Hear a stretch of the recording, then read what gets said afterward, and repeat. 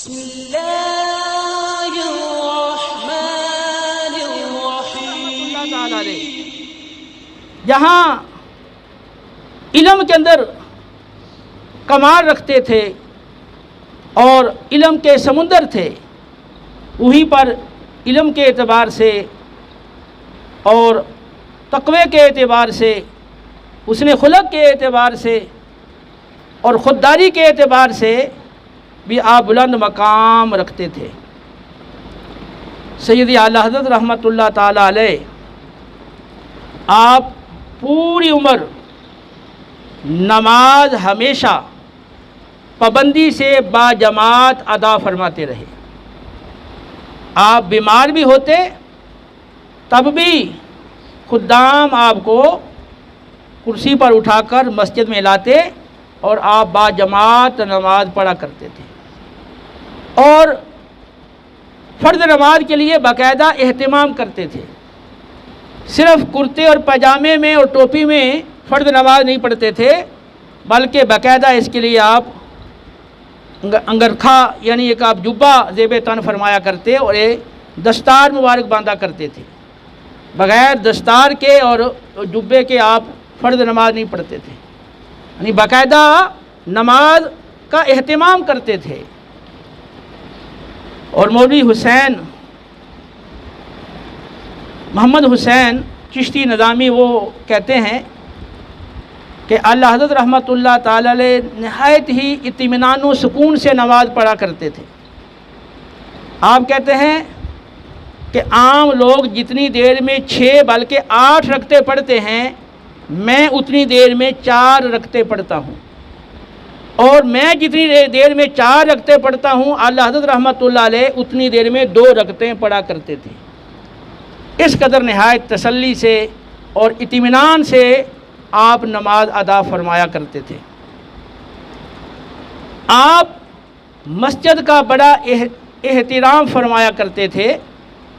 ایک بار آپ مسجد میں معتکف تھے، سردی کا موسم تھا اور بڑی تند و تیز بارش برس رہی تھی،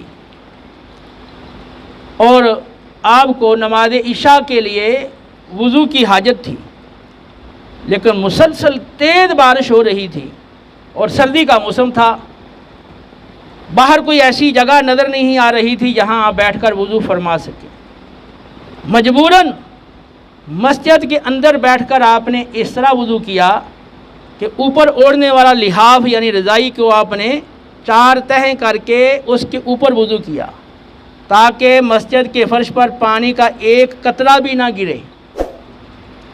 اور آپ نے خود سردی کی سخت رات میں ٹھٹر کر رات گزار دی، لیکن مسجد کے ادب میں آپ نے اپنی لحاف اور رضائی کے اوپر آپ نے وضو کیا اور کوئی قطرہ مسجد کے فرش پہ نہیں گرنے دیا۔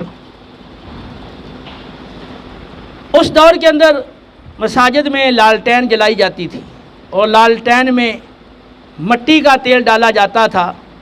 کیونکہ مٹی کا تیل بدبودار ہوتا ہے، اس لیے آپ مسجد میں لالٹین جلانے سے منع کرتے تھے۔ اسپیشل ایک چراغ جلایا جاتا تھا جس میں کڑوا تیل ڈالا جاتا تھا۔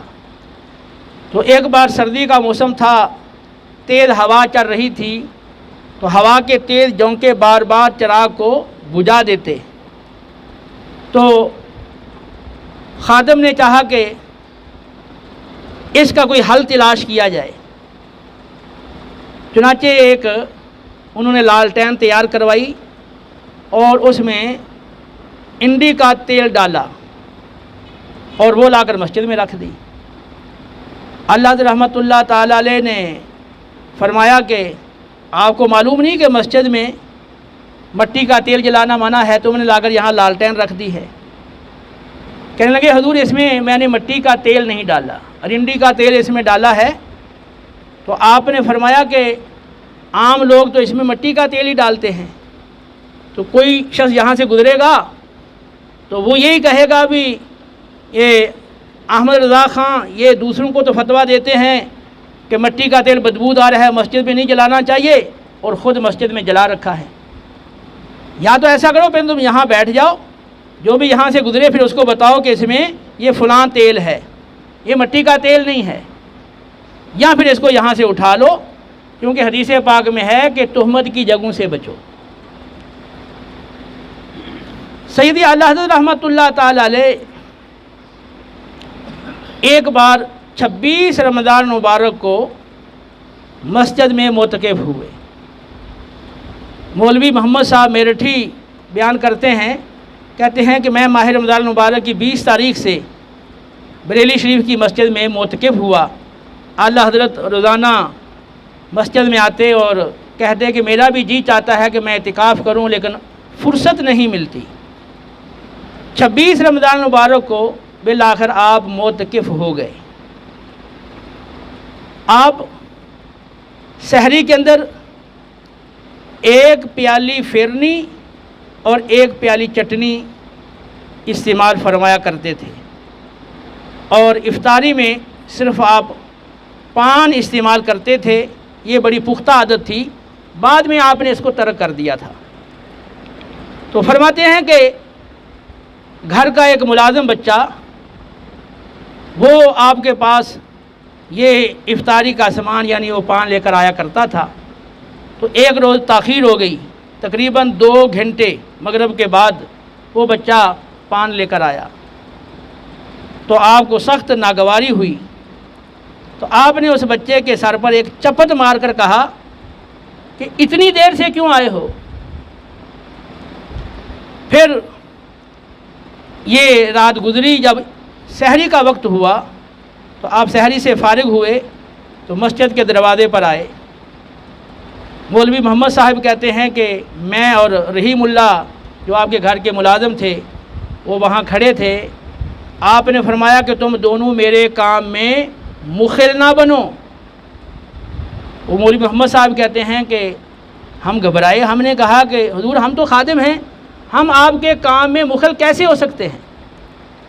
آپ نے اس وقت گھر کے اس ملازم بچے کو بلوایا جو افطاری میں پان لے کر آیا تھا، اور جس کے سر پر آپ نے ایک چپت مار کے کہا تھا کہ اتنی دیر سے کیوں آئے ہو، اس کو بلوایا اور فرمایا کہ اے صاحبزادے، اے بیٹے، آپ کا کوئی قصور نہیں تھا، قصور تو ان کا تھا جنہوں نے آپ کو دیر سے بھیجا، لہذا مجھ سے غلطی ہوئی، میں نے آپ کو چپت مار دی۔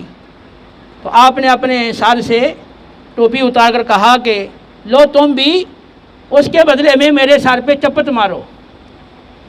تو وہ بچہ کانپنے لگ گیا۔ مولوی محمد صاحب کہتے ہیں کہ ہم بھی گھبرا گئے۔ آپ اسے اصرار کرتے رہے، بچے نے کہا کہ نہیں میں نے معاف کیا، میں نے معاف کیا۔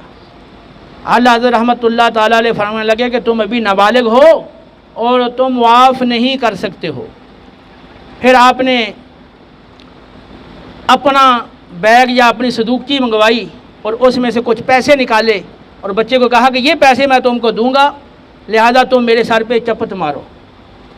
بچہ وہی کہتا رہا کہ میں نے معاف کیا، میں نے معاف کیا۔ آپ نے اس کا ہاتھ پکڑ کے اپنے سر کے اوپر خود ہی کئی چپتیں ماری، اور پھر وہ پیسے اس بچے کو دے کر پیار سے، محبت سے، شفقت سے آپ نے اسے رخصت کیا۔ یہ کمال درجے کی خشیت الہی کا نتیجہ تھا۔ انما یخشی اللہ من عبادہ العلماء، اللہ کے بندوں میں سے صرف اہل علم ہی اللہ تعالیٰ سے ڈرتے ہیں۔ سیدی اعلیٰ حضرت رحمۃ اللہ تعالیٰ علیہ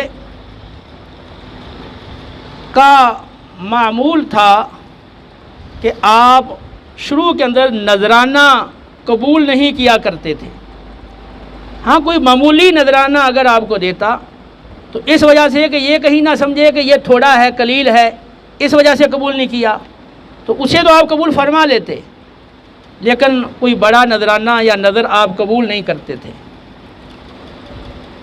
ایک بار ایک شاہ صاحب اپنی بیٹی کو لے کر آئے اور وہ خاتون آپ کی مرید بنی، تو ان شاہ صاحب نے اس زمانے کے 60 روپے بطور ہدیہ آپ کو پیش کیے۔ آپ نے انکار کیا۔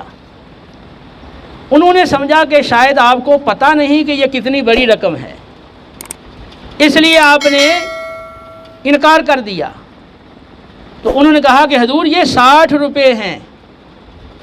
فرمایا کہ یہ تو 60 ہیں، یہ 60,000 بھی ہوں مجھے اس کی حاجت نہیں، میرے پاس اللہ کا دیا ہوا بہت ہے، اور مجھے احباب اور مخلصین کی نظر کی حاجت نہیں، اللہ نے مجھے اس سے مستغنی رکھا ہے۔